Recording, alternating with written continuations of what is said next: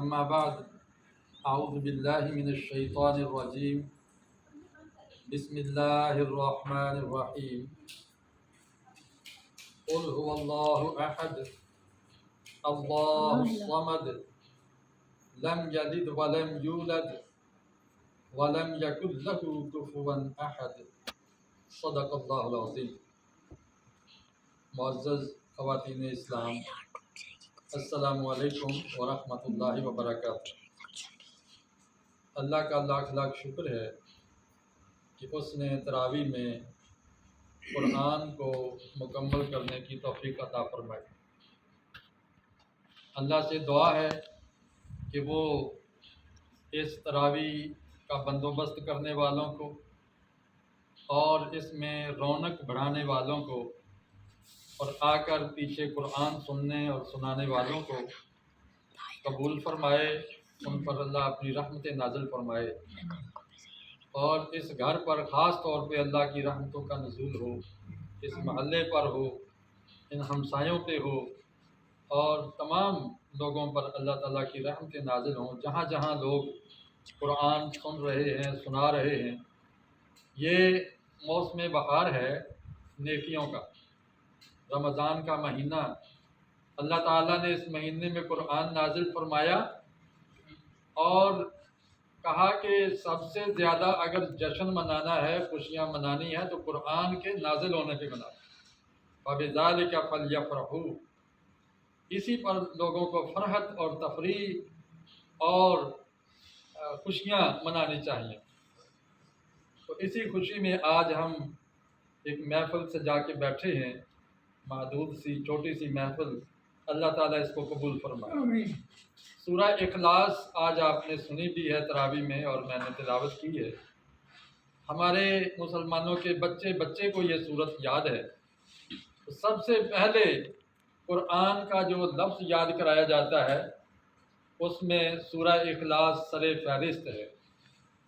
جس بچے کو توتلی زبان سے تھوڑا تھوڑا بولنا آتا ہے تو ماں باپ کوشش کرتے ہیں کہ قل هو اللہ احد یہ بچے کو ضرور آ جائے۔ اس کی بڑی اہمیت ہے۔ اس طرح اہمیت اور فضیلت ہے کہ اللہ کے حبیب علیہ السلام نے فرمایا کہ یہ قرآن کا 1/3 ہے، یعنی ثلث قرآن ہے، قرآن کا 1/3 ہے، 1/3 ہے۔ جس نے سورہ اخلاص ایک بار پڑھ لی اس نے گویا قرآن مجید کا 3واں حصہ پڑھ لیا، اور جس نے 3 دفعہ پڑھ لی اس کو اتنا اجر ملے گا جتنا قرآن پورا پڑھنے کا اجر ملتا ہے۔ اس لیے یہ سورت بڑی فضیلت والی ہے۔ اور اس طرح بھی یہ 1/3 بنتا ہے کہ اسلام کے 3 بنیادی عقیدے ہیں: توحید، رسالت اور آخرت۔ اس صورت کے اندر توحید بیان ہوئی ہے، اور توحید بھی ایسی معیاری جس کے اندر بہت اخلاص ہے، بہت خالصیت ہے، اور اللہ تعالیٰ نے اس میں خالص اپنی توحید بیان فرمائی ہے، یعنی اپنا ایک ہونے کا اعلان فرمایا کہ میں ایک ہی ہوں۔ اس لیے اگر پورے دین کا نچوڑ نکالا جائے، پورے قرآن کا سط اور عرق نکالا جائے، تو اس میں آ جا کے توحید ہی، یعنی اللہ ایک ہے، یہی ایک تصور نکلتا ہے۔ اور رسالت، آخرت اسی توحید کی آگے شاخیں ہیں۔ تو گویا بنیادی عقیدہ توحید ہے، اخلاص ہے۔ اس لیے اس کی بڑی اہمیت ہے، اور جتنی اس کی اہمیت اور فضیلت ہے اتنا ہی اس کو سمجھنے کی بھی ضرورت ہے کہ ہم صرف زبان کی نوک سے ورد اور وظیفے کے طور پر نہ پڑھتے رہیں، اگرچہ اس کے پڑھنے میں بھی برکت ہے۔ اور کتنے ہی ان پڑھ لوگ ہیں کہ جو اس کو تلاوت کر کے برکت حاصل کرتے ہیں، اور انہوں نے دیکھا ہے اس کی برکات۔ حتیٰ کہ غیر مسلم بھی جب قرآن کی کوئی صورت برکت حاصل کرنے کے لیے پڑھتے ہیں تو ان کو ضرور وہ رحمت ملتی ہے جو اللہ تعالیٰ نے دنیا میں ان کے لیے رکھی ہے۔ آخرت میں ہوگا یا نہیں ہوگا تو وہ تو ظاہر ایمان کی بنیاد پر ہے، لیکن مومن کے لیے یہ ایک خصوصیت ہے کہ جو بندہ تلاوت کرے گا قرآن کی کوئی آیت کوئی صورت، اس کو دنیا میں بھی اس کا فائدہ پہنچتا ہے اور آخرت میں بھی پہنچے گا انشاءاللہ۔ اس لیے یہ تو فضیلت اور ثواب کی بات ہے، ہر ایک کو ملتا ہے اس کا ثواب۔ اور اگر 3 دفعہ سورہ اخلاص پڑھ کے اس سے پہلے سورہ فاتحہ پڑھ لی جائے تو پورے قرآن کا ثواب مل جاتا ہے۔ لیکن ہمیں سمجھنا چاہیے کہ اس سورہ کے اندر ہے کیا چیز جس کی وجہ سے اس کا اجر اتنا زیادہ ہے، فضیلت اتنی زیادہ ہے۔ مشرکین مکہ نے جس دور میں نبی علیہ السلام ان کو دعوت دے رہے تھے، مکہ والے اور گرد و نواح والے اور پوری دنیا والے، ان کا اگر جائزہ لیا جائے تو مکہ کے اندر لوگ بتوں کی پوجا کرتے تھے اور اپنے اللہ تک پہنچنے کا ان کو ذریعہ سمجھتے تھے، ان پر چڑھاوے چڑھاتے، ان کو بھیڑ چڑھاتے، قربانیاں کرتے اور اپنے بتوں پر قربانی کے جانور کا خون ملتے اور گوشت ان کے ساتھ ٹچ کرتے اور کہتے تھے کہ یہ اب سمجھو کہ قبول ہو گیا ہے اور یہ بت ہماری بات آگے رب تک پہنچا دیں گے کہ ہم کیا چاہتے ہیں۔ 360 بت کعبے کے اندر موجود تھے اور ہر قبیلے کے اندر اس کی مورتیاں موجود تھیں اور ہر قبیلہ اپنا الگ الگ بت اور خدا سمجھتا تھا اور رکھتا تھا، اور اس کی ایک کاپی کعبے کے اندر رکھتا تھا کہ ہماری نمائندگی ہوگی۔ جیسے کسی ملک کے اندر دنیا کے ملک اپنا دفتر کھول لیتے ہیں اور سمجھتے ہیں کہ یہاں اس دفتر کے ذریعے اس ملک میں ہم آ جا سکتے ہیں اور تجارت کر سکتے ہیں، جس کو سفارت خانہ کہا جاتا ہے۔ اہل مکہ اور اہل عرب سارے ہی خانہ کعبہ کے اندر اپنا اپنا بت ایک کاپی کی لازمی رکھتے تھے، اسی لیے وہاں 360 تھے بت۔ اور عرب سے باہر نکل جاؤ، یثرب کی طرف آ جاؤ جو کہ اسی کا حصہ ہے، وہاں یہودی بات تھے، وہ بھی اللہ کو ماننے والے تھے، توحید کا نعرہ لگاتے تھے، لیکن اس کے ساتھ ساتھ وہ کہتے تھے کہ حضرت عزیر علیہ السلام اللہ کے بیٹے ہیں، نعوذ باللہ، اور اللہ کے شریک ہیں۔ تو یہ کیسی بات ہے کہ ایک طرف وہ کہیں کہ لا الہ الا اللہ اور دوسری طرف وہ کہیں کہ عزیر علیہ السلام اللہ کے بیٹے۔ اور تھوڑا آگے چلے جائیں نجران کی طرف، یعنی جنوب کے علاقے میں مکہ سے، تو وہاں کے لوگ عیسائی تھے اور عیسائی کہتے تھے کہ عیسیٰ علیہ السلام اللہ کے بیٹے۔ قرآن مجید میں اس کا اللہ تعالیٰ نے ذکر فرمایا ہے، عیسائیوں کا یہ عقیدہ تھا۔ اور اگر ایران کی طرف چلے جائیں جس کو پرانا نام فارس کہا جاتا ہے، تو فارسی لوگ آگ کی پوجا کرتے تھے اور کہتے تھے کہ یہ آگ کو ہم پوجیں گے تو یہ سمجھو کہ خدا کا نشان ہے، اوتار ہے، اس کی نشانی ہے، اور جو ہمارا بادشاہ ہے یہ خدا کا نمائندہ ہے، اور اب ہم اپنے بادشاہ کو سجدہ کریں گے اور آگ کو سجدہ کریں گے تو سمجھو ہم نے اللہ کو راضی کر دیا۔ اللہ کو تو سارے لوگ مانتے تھے، لیکن یہ بھی کہتے تھے کہ اللہ ایک ہے، اس کے ساتھ ساتھ وہ دیگر ہستیوں کو بھی راضی کرتے تھے کہ ہم ان کے آگے درخواست رکھیں گے، یہ اللہ کے آگے رکھیں گے۔ تو اللہ تعالیٰ نے اس صورت کے اندر ان سب کی نفی کر دی کہ نہ اللہ تعالیٰ کا کوئی بیٹا ہے، نہ اس کی کوئی بیٹی ہے، نہ اس کی کوئی بیوی ہے، کوئی اولاد نہیں، وہ کسی کا باپ نہیں، وہ کسی کی اولاد بیٹا بھی نہیں ہے، لم یلد ولم یولد۔ مشرکین میں سے ایک نے آ کے پوچھا کہ اے محمد، آپ جس رب کی عبادت کرتے ہو، جس کو اللہ کہتے ہیں، وہ کس چیز کا بنا ہوا ہے؟ ہم جس کی عبادت کرتے ہیں وہ یا تانبے کا ہے، سونے کا ہے، چاندی کا ہے، لوہے کا ہے، مٹی کا ہے، پتھر کا ہے، تو تمہارا رب کس چیز کا بنا؟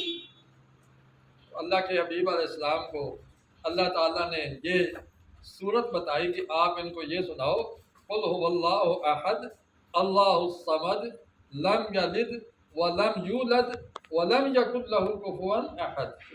ان کو کہو کہ وہ اللہ تو ایک ہی ہے، اللہ تو ایک ہی ہے، اور وہ الصمد ذات ہے۔ صمد کہا جاتا ہے کہ ایسے گھر کو جس کے اندر کوئی جا نہ سکے اور جو گیا ہوا ہے وہ باہر آ نہ سکے۔ جیسے انڈا ہے، بالکل بند ایک گنبد ہے، اس کے اندر بھی کچھ نہیں جاتا، اس سے باہر بھی کچھ نہیں نکلتا، ہاں وہ ٹوٹ جائے تو تب ہے۔ اللہ ایسی ہستی ہے جو نہ ٹوٹتی ہے اور نہ اس کا کوئی اندر جانے کا راستہ ہے نہ باہر آنے کا۔ اس لیے لم یلد ولم یولد یہ الصمد کی تشریح ہے، ولم یکن لہ کفوا احد۔ پھر سوال ہے کہ چلو اللہ کا کوئی نیچے نہیں ہے، اللہ کے کوئی اوپر نہیں ہے، تو اس کی برابری کرنے والا کوئی ہوگا؟ بالکل اس کے برابر، جیسے ایک ملک کا بادشاہ دوسرے ملک کے بادشاہ کے برابر ہوتا ہے، اور اگر ایک دوسرے کی حد میں کوئی دخل دے تو وہ لڑائیاں کرتے ہیں، جیسے اسرائیل اور فلسطین کی لڑائی ہوئی، جیسے اسرائیل ابھی ایران کی لڑائی ہوئی، کیونکہ کوئی بھی اپنے برابر کسی کو برداشت نہیں کرتا۔ اللہ تعالیٰ بھی کفوا ہے، یعنی اس کا کوئی ہمسر نہیں ہے، کوئی اس کے برابری کرنے والا نہیں ہے۔ اب اہل مکہ کی کیا حالت تھی؟ بڑے بیوقوف لوگ تھے، کیا کرتے تھے؟ اپنی دلچسپ کہانی وہ سناتے ہیں، جب وہ مسلمان ہو گئے تو پھر انہوں نے اپنے لطیفے سنائے کہ ہم کس طرح عبادت کرتے تھے۔ ایک نے کہا جی میں سفر پر گیا تو ایسی جگہ پہنچا میں کہ عبادت کا ٹائم ہو گیا، اور میں نے اپنے اونٹ کے اوپر لدے ہوئے سامان کو چیک کیا تو اس کے اندر خدا نہیں موجود تھا، تو میں خدا کو اپنے گھر میں بھول آیا اور سفر میں اپنے رب کو لے کے نہیں آیا۔ اب سوچنے لگا کہ اب رب کی عبادت کرنی ہے تو کیسے کروں، خدا کی عبادت کرنی ہے، خدا گھر رہ گیا ہے۔ تو انہوں نے مشورہ کیا میاں بیوی نے کہ یہ آٹا ہے، بھوک ہمیں لگی ہوئی ہے، تو ہم پوجا کرنے سے ہم کھانا کھانے سے پہلے اس آٹے کو گھومتے ہیں، اس کا ایک خدا بناتے ہیں اور اس کی عبادت کرتے ہیں۔ تو انہوں نے ایسے کیا، آٹا گوندا، اس کا بت بنایا، اس کو سجدہ کیا، پوجا کی، اور پھر اسی آٹے کا پیڑا اور روٹی بنا کے کھا گئے، یعنی خدا کو ہی کھا گئے وہ لوگ، اتنے بیوقوف لوگ تھے۔ پھر آگے گئے تو دیکھا اب تو کھانے کا بھی کوئی چیز نہیں ہے، عبادت کا ٹائم ہے، اور وہ آٹا بھی نہیں ہے جس کا خدا بنائے۔ اب سوچنے لگے اب کیا کریں، تو ان کے اونٹ نے پیشاب کیا، اس سے مٹی گیلی ہوئی اور انہوں نے مٹی کا ایک خدا بنایا اور اس کی عبادت کی۔ یعنی اتنے بیوقوف لوگ تھے کہ ان کو یہ سمجھ نہیں آتی تھی کہ یہ جن کو اپنے ہاتھوں سے ہم گڑھتے ہیں وہ ہمارا خدا کیسے ہو سکتے ہیں، جن کو ہم خود کھا جاتے ہیں وہ ہمارا خدا کیسے ہو سکتے ہیں؟ نہ وہ ہماری کوئی تکلیف دور کر سکتے ہیں، نہ ہمیں کوئی خوشی دے سکتے ہیں، نہ ہماری بات کا جواب دے سکتے ہیں۔ ان کے سامنے کچھ کھانے کو رکھا جائے وہ کھا نہیں سکتے، وہ تو اپنے کھانے پر رکھی ہوئی مکھی کو اڑا نہیں سکتے۔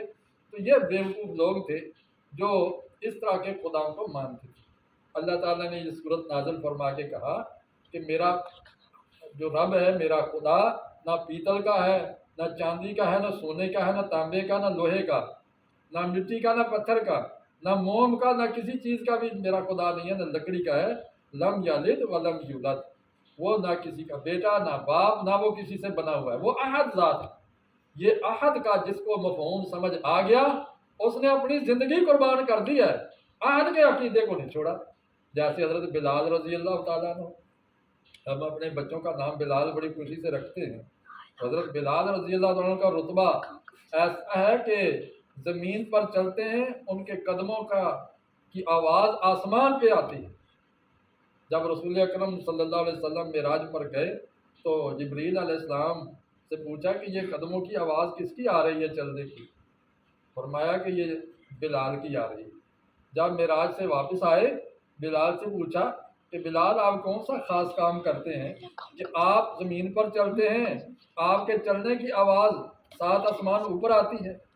عرض کیا کہ یا رسول اللہ اور تو کوئی نہیں، لیکن جب بھی میں وضو کرتا ہوں تو 2 رکعت نفل ضرور پڑھتا ہوں، مسجد میں جاتا ہوں تحیت المسجد ادا کرتا ہوں۔ اللہ کے حبیب علیہ السلام نے فرمایا کہ بس یہی وجہ ہے بلال کہ آپ کو اللہ تعالیٰ نے اتنا شرف بخشا ہے، ان 2 نفلوں کا اتنا ثواب ہے، وضو کے بعد 2 نفل پڑھ لیں۔ اور حضرت بلال رضی اللہ تعالیٰ عنہ کو کعبے کی چھت پر چڑھنے کی اجازت ملی اور حکم ملا اور کہا فتح مکہ کے موقع پر کہ اس پہ چڑھ کے اذان دو۔ یہ وہ بلال ہے کہ جنہوں نے جب عہد کو قبول کیا، قل هو اللہ احد، اس وقت سورۃ گویا سورہ اخلاص نازل ہو چکی تھی اور مسلمان ہو گئے۔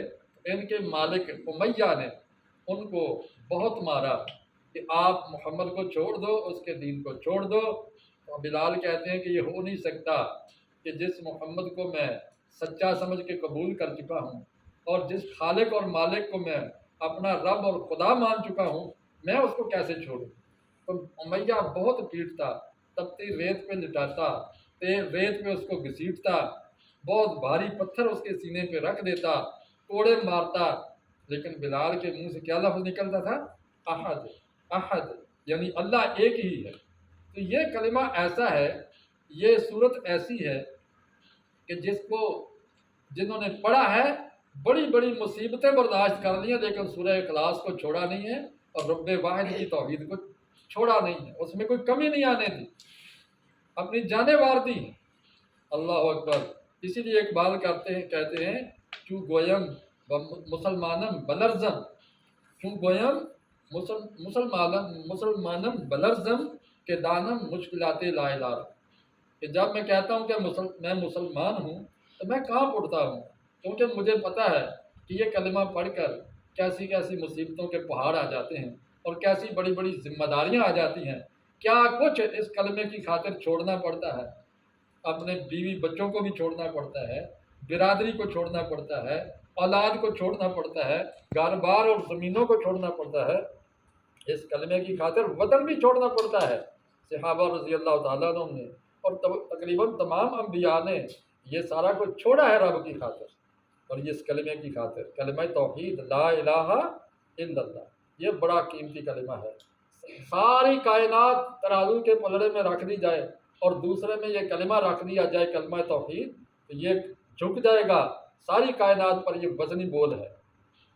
وہ کیا ہے؟ قل هو اللہ احد اللہ الصمد لم یلد ولم یولد ولم یکن لہ کفوا احد، اور اسی کی مختصر شکل ہے لا الہ الا اللہ، لا الہ الا اللہ۔ اور اس کلمے کو پہنچانے کے لیے اللہ کے حبیب علیہ السلام نے محنت کی ہے ہمارے اوپر۔ آج ہم ہندوستان بر صغیر اور اس کے حصے پاکستان میں بیٹھے ہوئے تو اسی کلمے کی بنیاد پر حاصل ہوا، اور یہ پاکستان جب بنا ہے تو نعرہ کیا لگا تھا؟ پاکستان کا مطلب کیا؟ لا الہ الا اللہ۔ یہ اللہ کے رسول علیہ السلام کا دیا ہوا بول، اس کی بنا پہ ہمیں یہ پاکستان ملا ہے۔ اللہ تعالیٰ نے اپنے خاص فضل سے رمضان کے مہینے میں اسی عشرے کے اندر 27ویں شب کو اللہ تعالیٰ نے ہمیں پاکستان دیا۔ اب ہمارا یہ فرض ہے کہ ہم پاکستان کو لا الہ الا اللہ کے مطابق چلائیں، اور ہمیں کیسے پتہ چلے گا کہ اللہ وحدہ لا شریک ہم سے کیا چاہتے ہیں؟ ظاہر ہے اس کے لیے اللہ تعالیٰ نے اپنے رسول بھیجے ہیں، اور آخری رسول محمد الرسول اللہ صلی اللہ علیہ وسلم کو بھیجا ہے کہ ان کو بتاؤ کہ اللہ کیا چاہتا ہے۔ تو اللہ کے حبیب علیہ السلام نے فرمایا کہ جب تم کلمہ پڑھتے ہو تو کلمہ پڑھنے کے بعد سب سے پہلے تم پر، ہر عمر کے لوگوں پر، 10 سال کا بچہ ہو جائے اس سے بڑھ کر ہر عمر کے لوگوں پر، ہر بیمار، ہر تندرست، ہر معذور، ہر مرد، ہر عورت، ہر مسافر، ہر مقامی پر نماز 5 وقت فرض ہے۔ کھڑے ہو کے نہیں پڑھ سکتے، بیٹھ کے پڑھو، بیٹھ کے نہیں پڑھ سکتے، لیٹ کے پڑھو، لیٹ کے نہیں پڑھ سکتے، اشارے سے پڑھ لو، پڑھنی ضرور ہے، چھوڑنی نہیں ہے۔ یہ اللہ کے حبیب علیہ السلام نے نماز ہمیں سکھائی۔ یہ اللہ تک پہنچنے کا، اللہ کو راضی کرنے کا یہ بہترین ذریعہ ہے نماز، سب سے پہلا فرض۔ اور دوسرا فرض کیا ہے کہ تم جو کماتے ہو اس میں سے اللہ کی راہ میں خرچ کرو۔ یہ جو سورہ فاتحہ کے بعد سورہ بقرہ شروع ہوتی ہے، اس میں کیا ہے؟ الف لام میم ذالک الکتاب لا ریب فیہ ھدی للمتقین الذین یؤمنون بالغیب ویقیمون الصلاۃ ومما رزقناہم ینفقون۔ یعنی جب آپ اللہ کو مانتے ہو، اللہ کے رسول کو مان چکے ہو، اس کی کتاب کو مان چکے ہو جس میں کوئی شک نہیں ہے، اور تم اللہ کو بن دیکھے مان چکے ہو، نہ تمہارے سامنے پیتل کا بن کے آیا، نہ سونے اور چاندی کا بن کے آیا، آج تک کسی نے اللہ کو نہیں دیکھا ہے، لہٰذا اللہ کی کوئی شبیہ، کوئی مورتی، کوئی شکل، کوئی سایہ، کوئی چیز نہیں ہے اللہ تعالیٰ کی، لیکن ہم پھر بھی مانتے ہیں۔ رب کہتا ہے اگر تم مانتے ہو تو سب سے پہلا کام ہے کہ تم نماز ادا کرو، اور یہ ثبوت ہوگا کہ تم مانتے ہو۔ اور ہمارے گھروں کے گھر، محلوں کے محلے، شہروں کے شہر मुल्कों के मुल्क बेनमाजियों से भरे पड़े हैं, और कितने हैं जो मुसल्ले पे खड़े होकर 5 वक्त हाजिरी देते हैं। बहुत कम है। ये अफसोस का मुकाम है कि हम ला इलाहा इल्लल्लाह के लिए गर्दन कटवा दें, गवारा है, लेकिन वुज़ू करके रब के हुजूर खड़े होना ये लोगों को गवारा नहीं। कहते हैं गर्दन कटा के हम शहीद हो जाएंगे कलमे की खातिर। और देखें, जब पाकिस्तान बना है, हिंदुस्तान से हमारे आबाओ अजदाद ने हिजरत की, और कितने हैं जो रस्ते ही में ज़िबा कर दिए गए, माएँ बहनें बेटियाँ कुर्बान हो गई इस ला इलाहा इल्लल्लाह की खातिर, और कितने जवान शहीद हो गए इसकी खातिर कि हम ऐसे वतन में जा रहे हैं, ऐसी सरजमीन पे जाएंगे जहां हम ला इलाहा इल्लल्लाह के मुताबिक ज़िंदगी गुजारेंगे, मुहम्मदुर रसूलुल्लाह सल्लल्लाहु अलैहि वसल्लम के तरीके पर चलते हुए ये काम करेंगे। जब हमारे लोगों ने इतनी कुर्बानियाँ दी हैं, अब क्या है, हम सारे कलमे को भूल गए। सिर्फ यही नमाज़ों में और कुछ विरदों में और कुछ वजीफ़ों में ला इलाहा इल्लल्लाह रह गया है।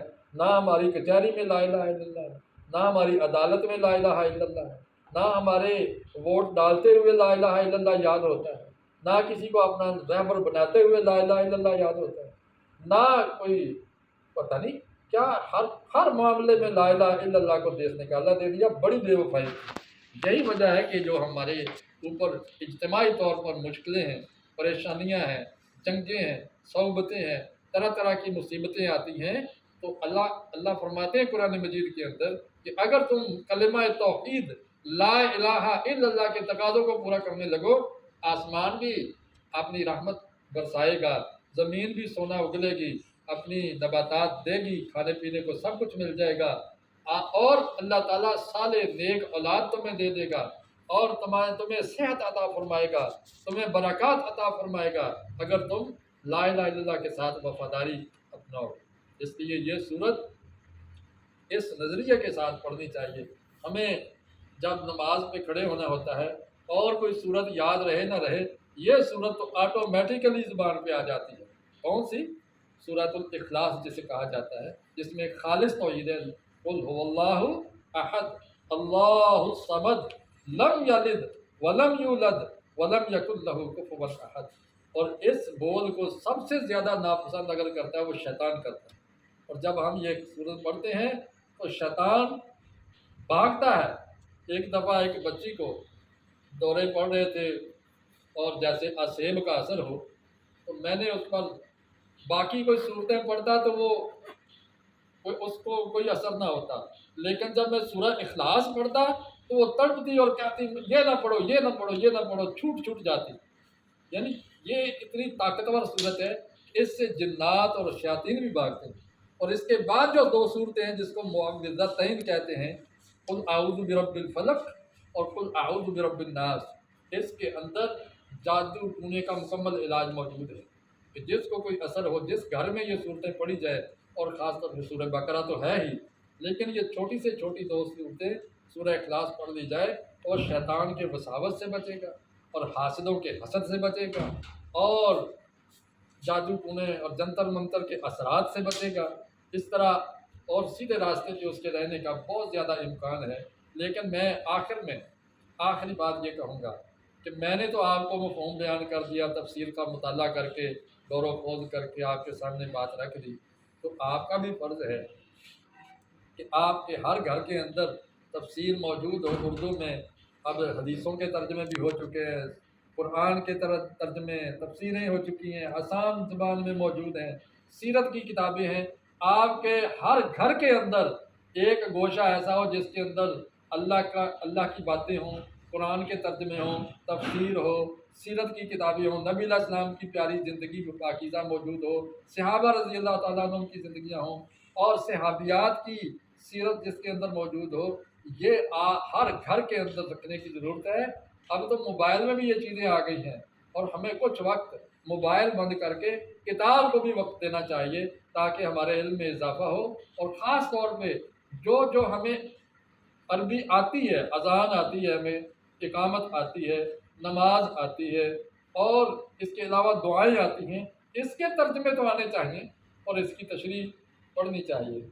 मैं आपको दावत दूंगा, सुनने को इंटरनेट भरा पड़ा है, اور جس طرح کئی گند بلا سے یہ سوشل میڈیا بھرا ہوا ہے، ہم نے ارادہ کیا کہ ہم اس کو خیر سے بھرنے کی کوشش کریں۔ چنانچہ قرآن کا درس، عربی زبان قرآن کو سمجھنے کے لیے، اور نبی علیہ السلام کی سیرت کا درس، احادیث کا درس، اسی طرح اور بھی بچوں کے لیے، بڑوں کے لیے یہ ساری چیزیں چینل پر موجود ہیں، یوٹیوب چینل میں۔ میرے چینل کا نام آپ جانتے ہیں، لرن اینڈ ٹیچ آفیشل۔ آپ میرے جو زبان سے اگر سمجھنا چاہتے ہیں اس کو، اور اس کے علاوہ بھی ماشاءاللہ بہت سے علماء اور اسکالر حضرات نے بہت کچھ نیٹ کے اندر ڈال دیا ہے۔ اب تو دین سیکھنا کوئی مشکل ہی نہیں رہا، ہر گھر کے اندر، ہر جیب کے اندر پورا مدرسہ اور یونیورسٹی موجود ہے۔ علم کو بڑھائیے، علم کو حاصل کیجیے۔ صرف کلمہ طیبہ بغیر سوچے سمجھے پڑھنے کا ثواب تو مل جائے گا، لیکن مسائل حل نہیں ہوں گے، جو کہ ہمارے ذمہ داریاں ہیں وہ ادا نہیں ہوں گی، اور جو ہمارے ذمہ حقوق ہیں وہ ادا نہیں ہوں گے۔ اللہ سے دعا کرتے ہیں کہ وہ اللہ تعالیٰ ہمیں قرآن کو سمجھنے، اس پر عمل کرنے کی توفیق عطا فرمائے۔ دعا کرنے سارے۔ الحمدللہ رب العالمین والعاقبۃ للمتقین والصلاة والسلام علی رسولہ محمد وعلی آلہ وصحبہ اجمعین۔ اے اللہ، تو رحیم ہے، تو کریم ہے، تو مالک یوم الدین ہے۔ یا اللہ، تو قہار ہے، غفار ہے، قدوس ہے، جبروت ہے۔ یا اللہ، تو مالک الملک ہے۔ یا اللہ، تو عزت دینے والا، تو ذلت دینے والا۔ یا اللہ، تو غلبہ دینے والا، شکست سے دوچار کرنے والا۔ یا اللہ، تو طاقت والا ہے، تجھے نہ اونگ آتی ہے نہ نیند آتی ہے۔ یا اللہ، تو ساری کائنات کا خالق، مالک، رازق اور حاکم ہے۔ یا اللہ، تیری بہت سی صفات ہیں، اور ان تمام ناموں کے واسطے سے ہم تجھ سے استدعا کرتے ہیں کہ یا اللہ ہمارے گناہوں کو معاف فرما، یا اللہ ہماری عبادات کو قبول فرما۔ یا اللہ، ہم سے جانے بوجھے یا غلطی میں، بھول چوک میں کوئی گناہ ہو گیا ہے، یقیناً ہوا ہے، یا اللہ ہمارے گناہوں کو معاف فرما۔ یا اللہ، ہمیں جن لوگوں نے سیدھے راستے پر لگایا، یا اللہ ان کی یہ نیکیاں قبول فرما۔ ہمارے اساتذہ کو، ہمارے والدین کو، ہمارے بزرگوں کو اور ہمارے محسنوں کو، یا اللہ تو اس کا اجر عطا فرما، اور اس کے صدقے اگر وہ زندہ ہے ان کی زندگیوں میں برکت عطا فرما، اور جو لوگ تیرے حضور پہنچ چکے ہیں اے اللہ اس کا اجر و ثواب ان کو بھی پہنچا، کیونکہ یہ علم ہی ایسا ذریعہ ہے جو صدقہ جاریہ ہے۔ یا اللہ، نیک اولاد صدقہ جاریہ ہے، یہ جب تک یہ نیک اولاد دعا کرتی رہے گی اس کا اجر ملتا رہے گا۔ یا اللہ، ہم تجھ سے دعا کرتے ہیں ہمارے والدین کو بخش عطا فرما۔ یا اللہ، انہوں نے ہمیشہ نیکیاں کی، اچھا سوچا، ہمیں اچھے راستے پہ لگایا۔ اے اللہ، ہمارے اساتذہ نے بھی بڑے خلوص اور محنت سے ہمیں سبق پڑھایا، قرآن سکھایا۔ یا اللہ، ان کو بھی بخشش عطا فرما، ان کو بھی سلامتی نصیب فرما، ان کے درجے بلند فرما۔ یا اللہ، اس گھر کے مالک تیرے پاس پہنچ گئے اور اپنے پیچھے بیوہ چھوڑ گئے ہیں، بچے چھوڑ گئے ہیں۔ یا اللہ، اس گھر کو خیر و برکت سے بھر دے، اور انسپیکٹر آفس صاحب کی بخشش عطا فرما، ان کی نیکیاں قبول فرما۔ یا اللہ، یا اللہ، ان سے جو سیئات، جو گناہ ہوئے، جو فروغ گزاشتیں ہوئی، جو کوتاہیاں ہوئیں، یا اللہ درگزر فرما۔ یا اللہ، انہوں نے کلمہ پڑھا تھا، یا اللہ کلمے کے مطابق رہنے کی کوشش کی، یا اللہ پھر بھی انسان ہے، غلطیاں ہوتی ہیں، یا اللہ اپنی خاص رحمت سے معاف فرما دے، اور ان کو جنت الفردوس میں جگہ عطا فرما۔ یا اللہ، تیری رحمت میں کوئی کمی نہیں۔ یا اللہ، ان کی اولاد کو، ان کی نرینہ اولاد ہے، یا اللہ ان کی بیٹیاں ہیں، یا اللہ ان کی زوجہ ہے، ان سب کو اے اللہ، ان کے دوستوں کو، رشتہ داروں کو، خاندان والوں کو، ہمسایوں کو، محلے داروں کو، یا اللہ سب کو بخش دے، اور ان کی عبادات کو قبول فرما۔ یا اللہ، یا اللہ ہماری تمام مسائل کو حل فرما۔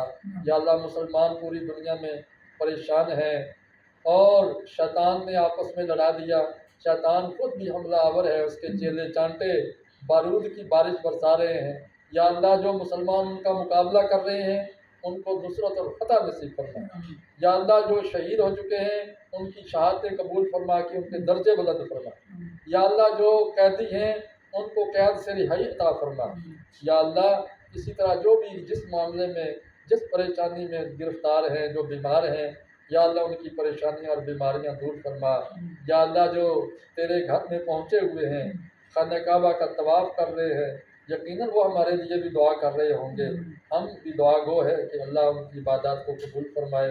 اور جو تیاری میں ہیں اور جانے والے ہیں تیرے کعبے کے پاس، یا اللہ ان کے راستے آسان فرما، دنیا کی تمام فضائیں اور امن کر دے، تمام بحری راستے پرسکون کر دے، تمام زمینی راستے اور امن کر دے۔ یا اللہ ہمارے لیے آسانیاں پیدا فرما، ہماری مشکلات کو دور فرما، ہماری حسنات کو قبول فرما، اور ہماری زبان میں، ہمارے اعمال میں تاثیر پیدا فرما۔ صلی اللہ تعالی علی النبی وعلی آلہ و اصحابہ اجمعین برحمتک یا ارحم الراحمین۔